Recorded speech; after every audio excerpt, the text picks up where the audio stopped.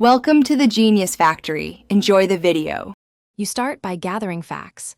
Check the laptop serial and confirm whether BitLocker or an Asus-specific encryption feature is enabled. Next, sign into your Microsoft account on a separate PC. This is often where recovery keys are stored. Make sure you have admin credentials and a USB drive for export if needed.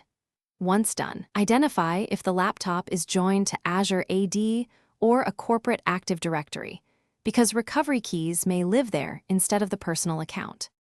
Now you search the likely stores. First, sign into accounts. Microsoft.com/devices and look for a recovery key linked to your laptop serial. If the laptop is Azure AD joined, check the Azure portal or contact IT. For domain-joined machines, Active Directory stores the key in the computer object. Alternatively, boot another PC, attach the drive, and run Manage BDE Protectors Get-C to display a numeric key you can copy. Make sure to note the 48-digit BitLocker key exactly. With the correct 48-digit recovery key in hand, enter it at the BitLocker prompt to decrypt and boot the laptop. Once unlocked, back up the key to your Microsoft account or export it to a USB and print a copy. Make sure to suspend BitLocker before making system changes.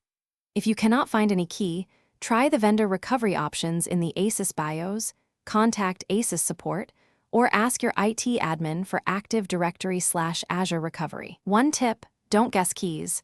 Too many failures can complicate recovery. Thanks for watching. If you found this helpful, don't forget to like and subscribe.